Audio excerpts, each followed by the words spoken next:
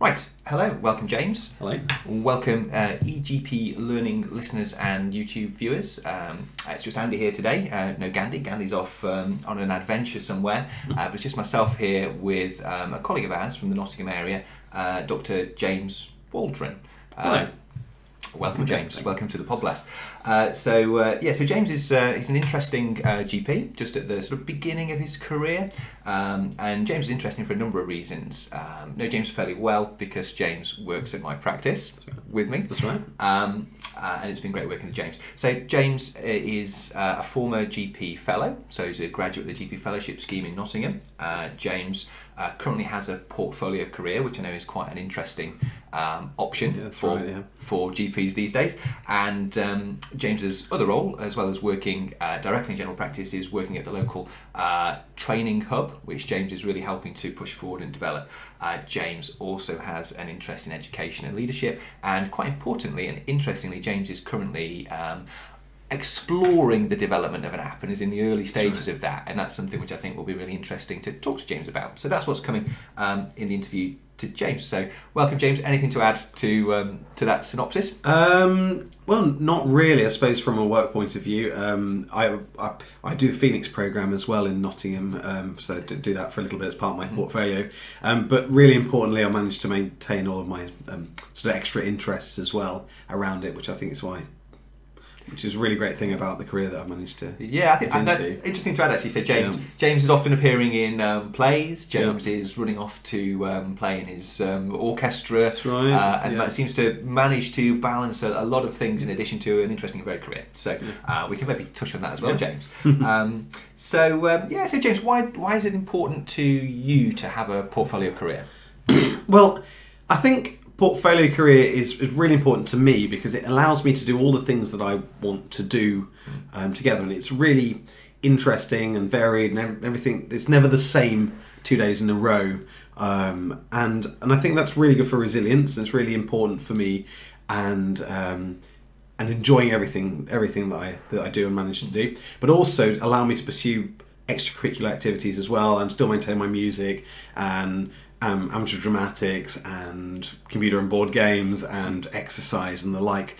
And I think that having both the clinical aspects of my job keeps me grounded in medicine and sort of focused and pointed at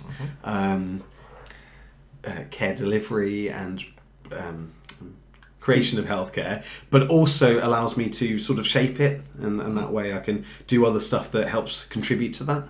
Yeah, no, that sounds great. Yeah. And do you see many of your colleagues? So you're in a cohort of fairly young GPs coming through the system. I think you're in the first 5 group. That's right. Locally, in fact, you're the lead, aren't you? Yes, for the RCGP as well as the ICS. Sorry. Fantastic. Just locally, keep peeling away at you. There's even more hats under there that even I've forgotten about. About 5 or 6 different ones. Yeah. Are all of the GPs in your cohort, looking for portfolio careers? What are other GPs doing? Are they full-time GPs? What's happening? I think that there is a big interest and a big push for first fives in particular to look into portfolio working. I think because it's quite sustainable, I think because it's quite interesting, and I think that general practice at the moment has never been more varied and never had more opportunities for different ways of working. I think a lot of people are doing it. I think a lot of people are looking what else they can do in addition to their GP clinical work. And although it's not everybody, and there are certainly some people that do just clinical sessions, but I think that they tend to do fewer days. They might do 6 or 7 sessions in a week, as opposed to the 8 or 9 that I think our forebears. I remember 8 or 9 sessions when I started, but I mean, I don't think the cohort. I'm probably just a few years ahead of you in a slightly different cohort.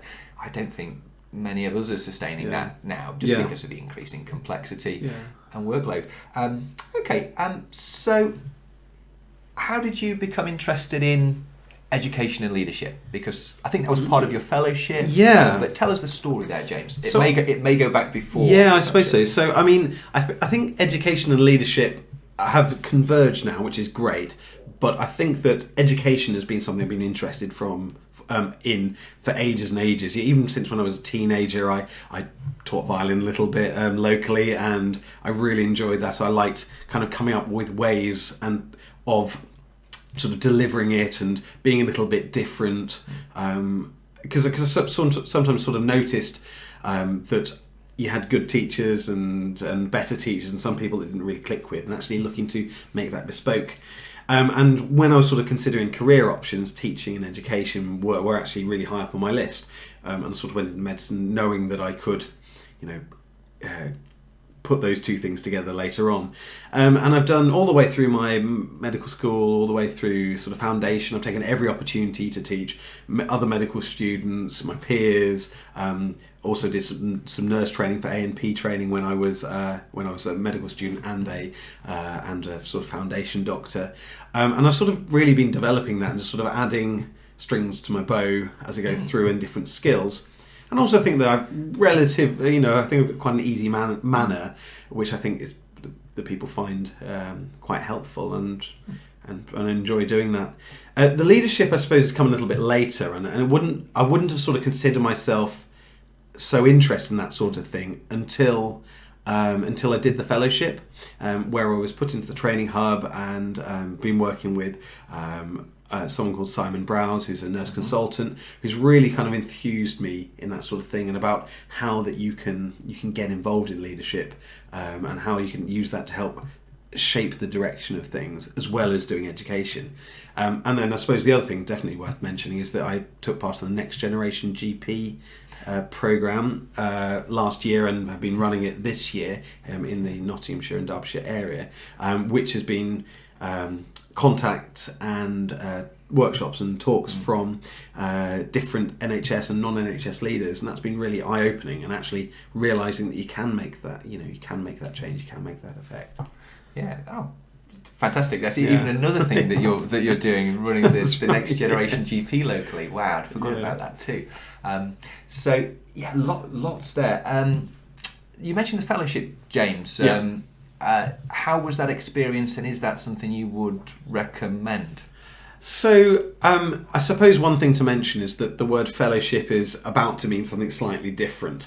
So what I did was the Health Education England, or the HEE fellowship, which was essentially directly portfolio working. So 2 days a week of clinical and salaried role, or a partnership role, 2 days a week of a project, which initially was funded for anything you wanted to do, but now has sort of morphed into finding the funding to support that. Unfortunately, the Training Hub did that for me.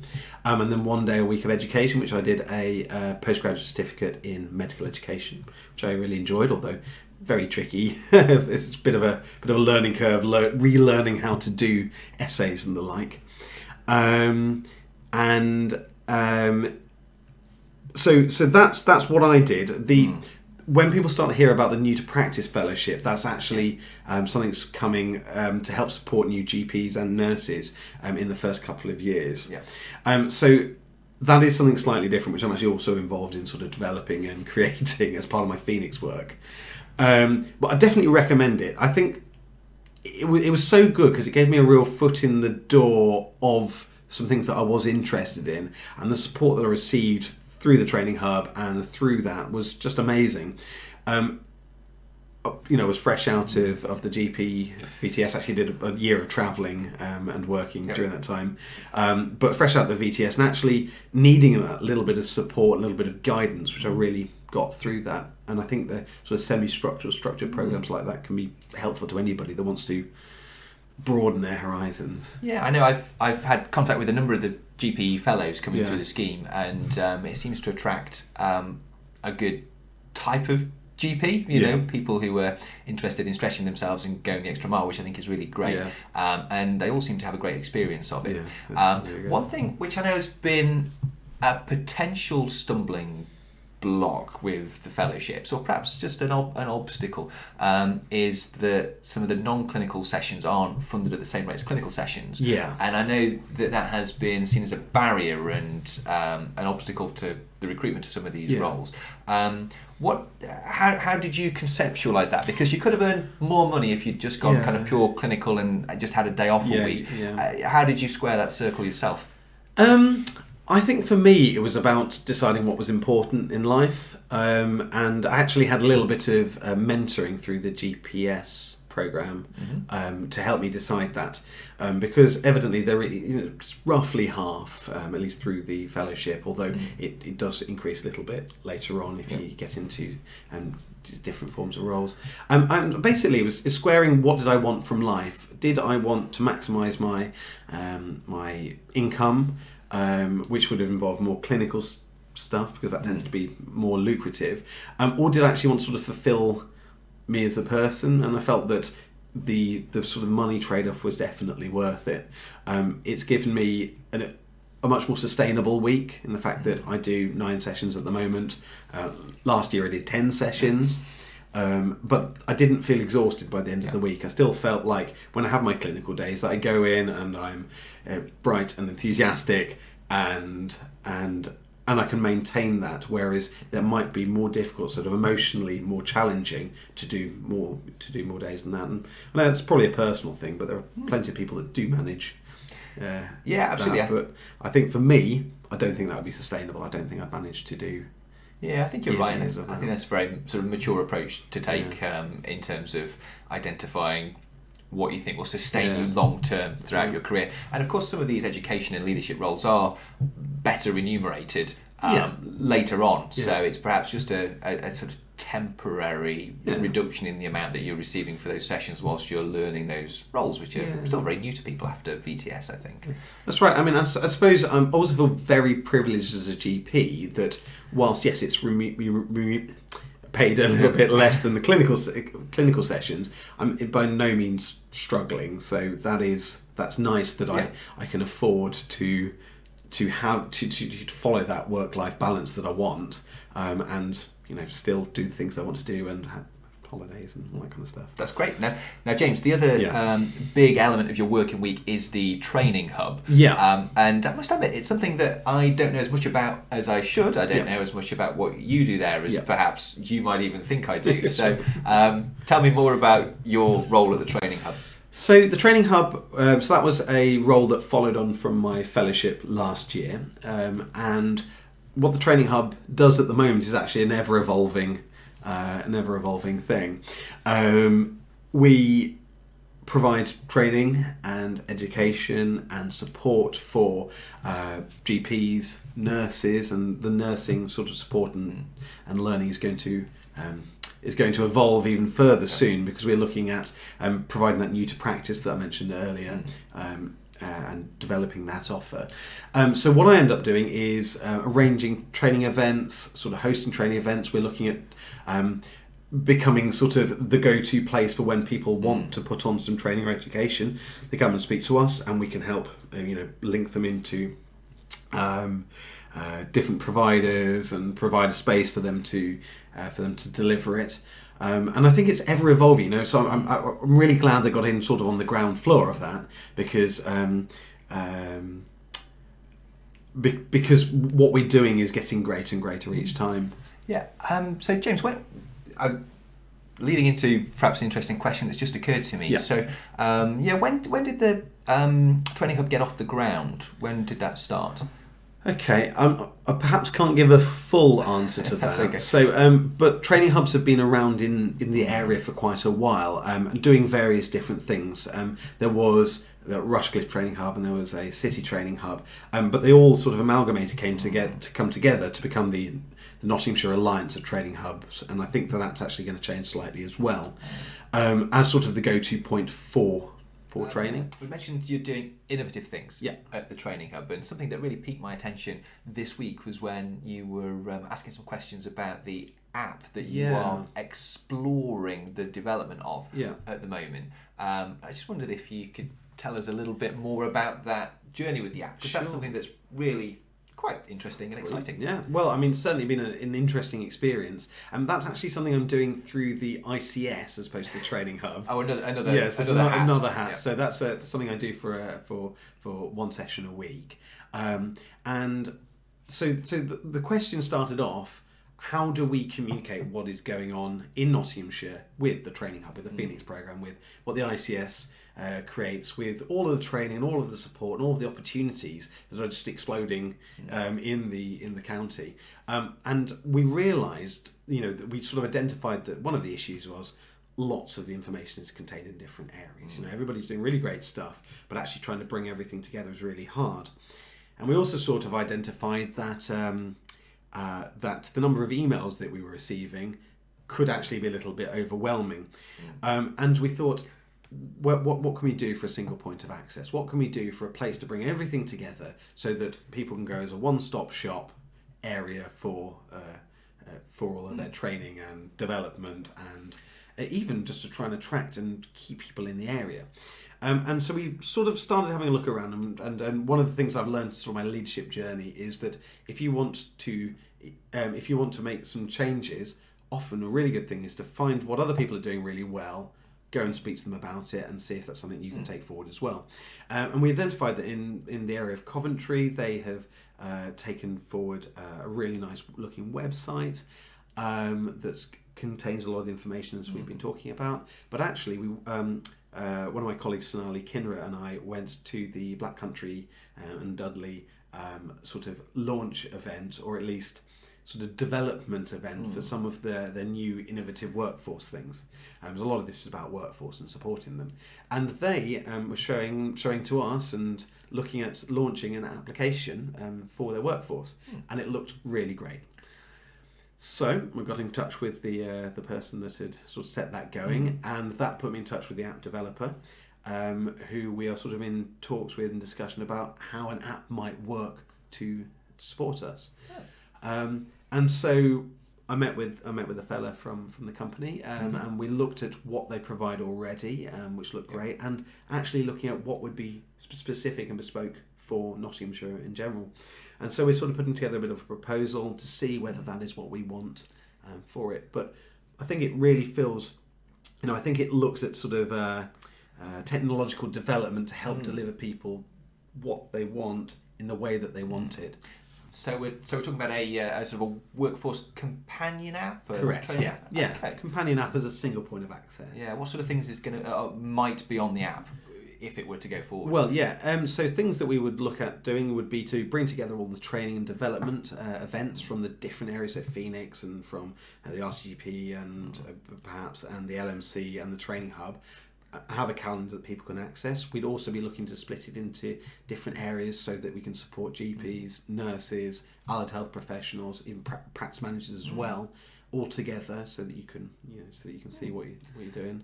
Yeah, so it sounds really good. And James, one of the things that was really interesting was you showed me a prototype on your phone that was sort of partially functional, which was really good. Yeah. How did you get to that stage, or how much work was it to get to that point? Well, actually, it was very, very rapid, because the platform that we were looking at using is sort of ready-made and being sort of tried and tested in this scenario, in this sort of situation. I met with a fellow who had spent some time adding some of our content onto it, and it was actually very, very rapid, sort of a 48 hours rapid. Wow, so they took some content from your website, presumably? From the website, and some things that I sent to him, and some YouTube videos that we had that for various things that we wanted, and just put it onto the platform.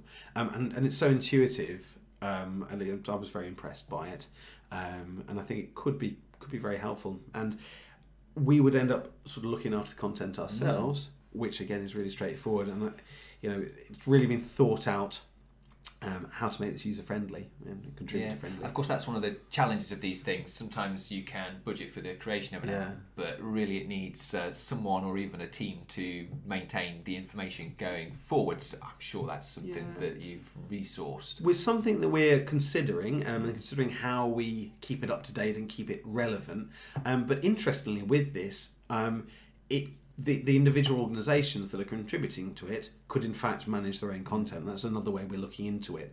Sustainability of this stuff is really important, and to make sure that it is affordable and up to date. Up to date is so important and sometimes missed if it's not addressed directly. So if I was listening to this and I thought I'd like to create an app like that for my region, or maybe something slightly different for another use case, what would be the first steps that someone out there might take to develop an app in the way you have? I think the first steps is to find someone that's done it or is doing it, and have a good chat to them, find out the individual process they went through, and I suppose. And again, we looked a little bit into this. There are ways of developing your own apps. There are ways of looking and doing a platform yourself through free app development. Yeah. However, actually, I think utilising the know-how and the experience of people that have already done it is probably the easier way to go, because through the company that we're looking into, they have experience doing this elsewhere, which means that they can contribute their learning and their experience to what you're doing.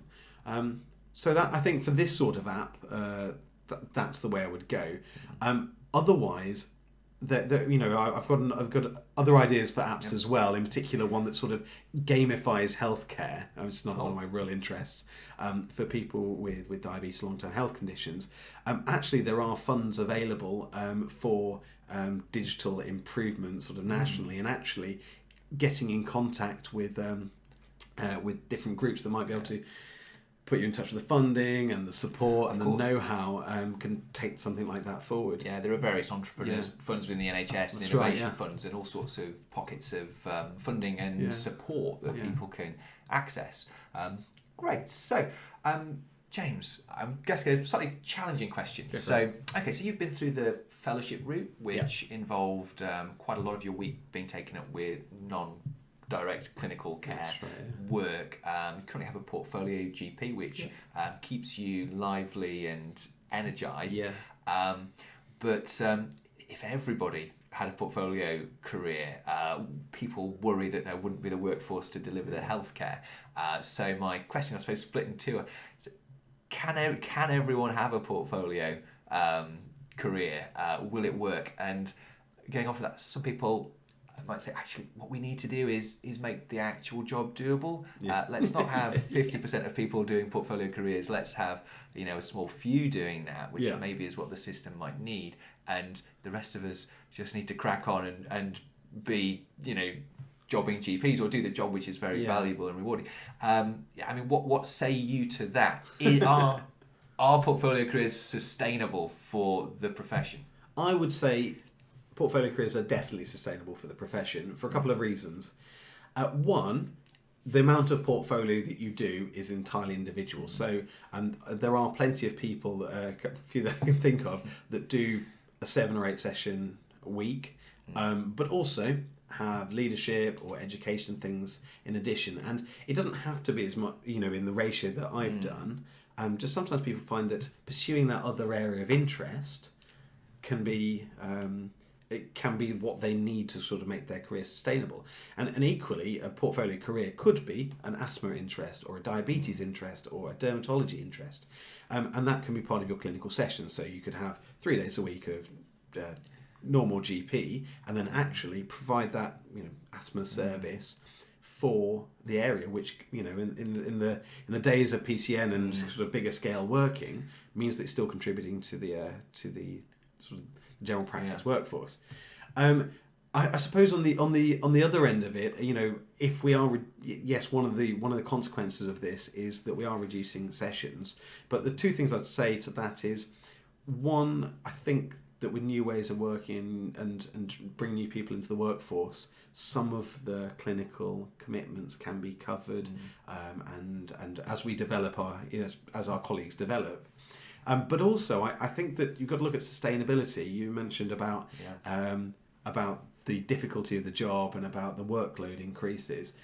If you can have one GP that through portfolio career, produces 50% of general practice slots, but works for 40 years, or one GP that produces 100% of what we considered full-time, but burns out after 15 years or leaves the profession altogether or becomes unwell, which is happening, which is a very real problem, then actually overall over the course of your career, you're probably still you're providing as much or more appointments. So net gain to the profession over many decades. I certainly think you're right. I wonder if when we really start working better with a multidisciplinary team, when perhaps our productivity is augmented more by technology and AI and digital ways of working, it might be the norm for people to have less clinical contact than they have now and work in these roles which support the system and support our other colleagues in the multidisciplinary team. But time will tell, I suppose. Yeah. Well, from my point of view, it is what makes my career sustainable and interesting. And I think if you asked me before I considered portfolio working in the way that I've managed to get it, I definitely wouldn't have worked 8 sessions a week. I would maybe have done 3 days, so 6 sessions, and then 2 days of something else. Probably nothing. So, playing my guitar, exercise, whatever it is I wanted to do, because I think I'd need that amount of recuperation to actually cope with the other days. But with this, I'm doing 9 sessions of stuff that's helpful for healthcare, but I enjoy it. I'm energized. I'm doing something different. My mind is active, and when I do have my clinical times, I feel like I can give the real me to my patients, as opposed to an exhausted. And I think that's exhausted me. No, I think that's something that I see at the practice. You're certainly always full of energy, and I think the patients most of the time appreciate that. Yeah, I think so. Sure. Yeah, and I wouldn't want to lose that. Of course not. Yeah. So James, as we come towards the end, we often ask on the podcast our guests similar questions. So, James, if I were to give you £100 million to invest in health technology in some way, you can pretty much do what you like with it, what would you do? What would I do? So I think I'd probably split it into 2 main things. The one thing I would what I would want to do is I would like to fix the communication of documents and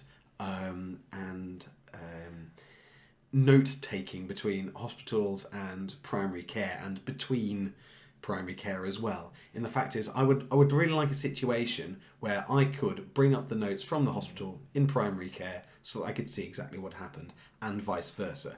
It sort of feels like in a situation where I could ask the opinion of a doctor in, I don't know, Japan, and have him read it or her read it and have a response within 30 seconds. Yeah.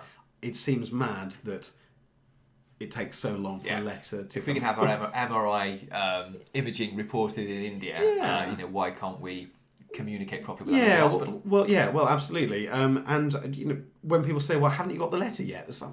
So I would fix that. So James, yeah. We don't have much time. So no worries. But so how would you fix it, or what direction would you go in? What direction would I go in? £50 million. £50 million. I would invest that to create a universal platform that people could contribute to.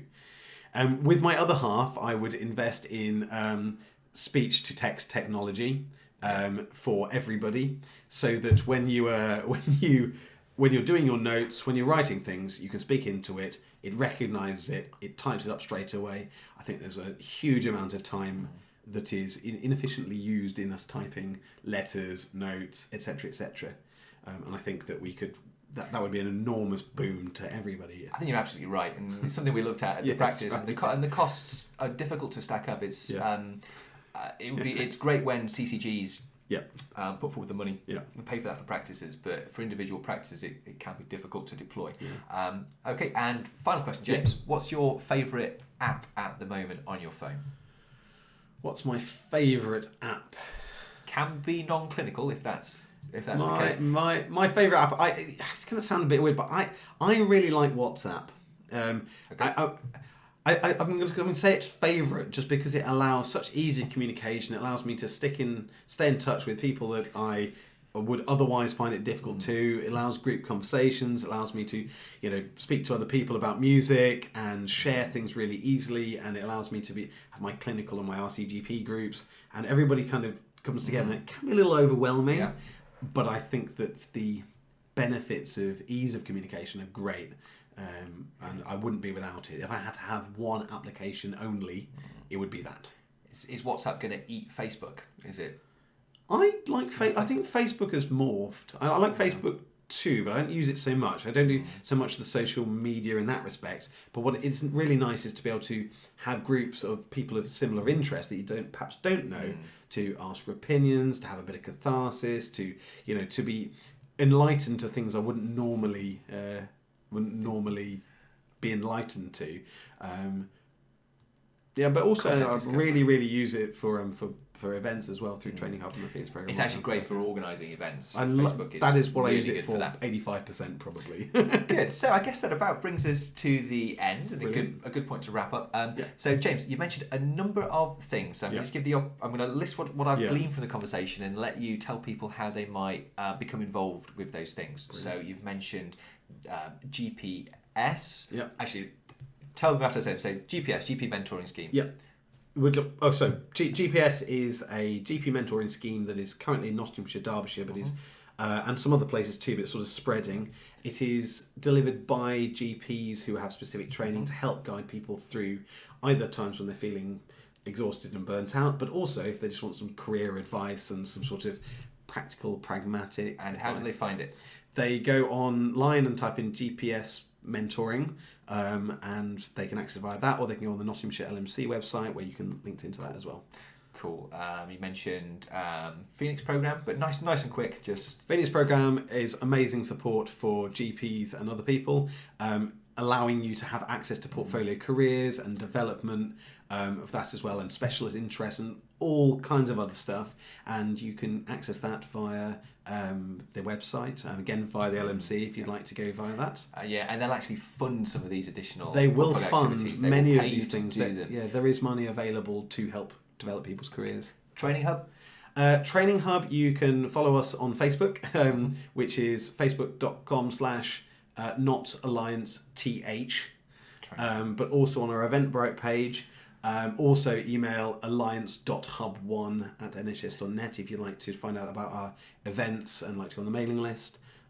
Great. And Nottingham First 5 lead, how would they learn about that? Yep, so you can go on the RCGP website and search First 5, and that should link you in. If not, you can email First 5 knots, First 5, the number 5 knots at gmail.com. And how might people contact you personally if they've been interested, if in fact you want them to? They can absolutely contact me. You can contact me via my my email address, which is brave person. Is that right? So great. So thank you very much, James, and thank you for listeners there. I'm sure we'll be back soon with more content great, with Gandhi as normal. Thanks, James. We'll have to get you back on and you can tell us how the app went and what else you've been up to in the future. Got lots to say about the app and the like, and also Phoenix and Training Hub. Very happy to expand on that at some point. Fantastic. Thank you, James. Thank you Goodbye. very much. Bye bye.